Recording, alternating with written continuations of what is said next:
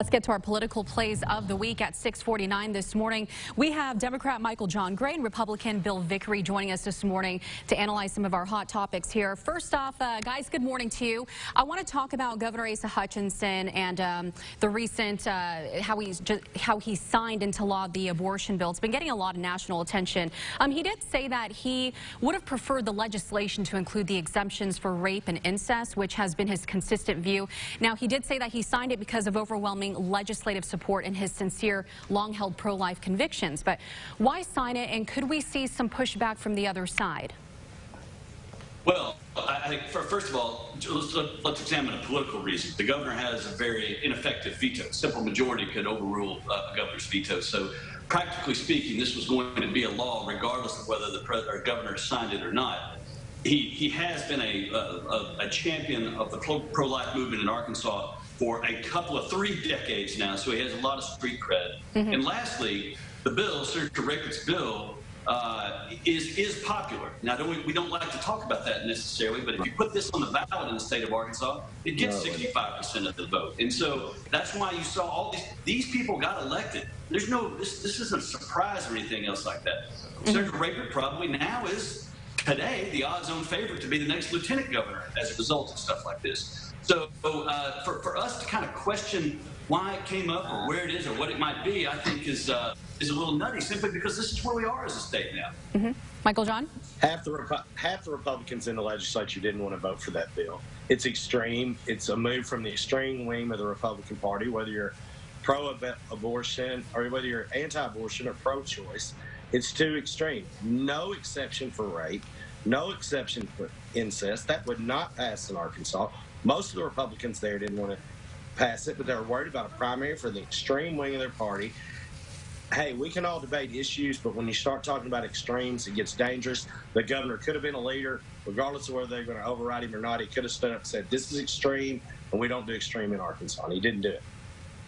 I want to get to two bills that passed in the House last week. This one would require background checks on all firearm sales and even transfer and also expanded 10-day review for gun purchases. How would this bill help or protect Arkansans?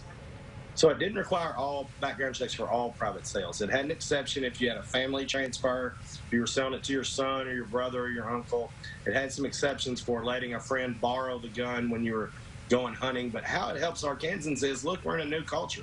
This is not the era when I was growing up where guns were a little more respected and the fear of irresponsible use was there. You've got to do whatever you can to make sure that we use them for sport, we use them for fun, we use them for protection, but they are dangerous, they are weapons, and anything we can do to make sure they're carefully used, we ought to be doing it. It's not going to hurt anybody that wants to use a gun legally by doing this. Bill?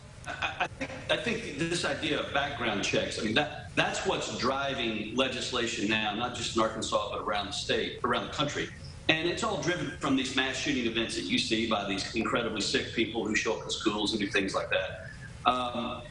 Practically speaking, I'm not sure that works to stop those kinds of incidents because those people get around the law because they intend to commit harm when they're purchasing a gun. And so I think it's a mixed bag. It sounds good to say, and there is an intent, and I do understand the intent, and that is to flag the people that you think might have real mental health issues or whose background exemplifies that.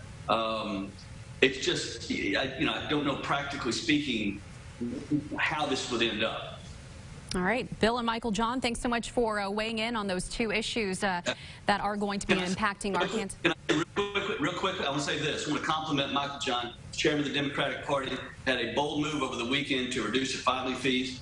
That's how you become back in power when you're a party. You do things like Michael John has done. And I say this as a Republican who was in the minority for a long time. You get more people to run in the process, and that builds for the long term. So I know you took some heat for that, Michael John. It's a smart move. Thank you, Bill. We still have a lot of work to do, but I appreciate it. All right, guys. Thanks so much. We're going to be right back after this break.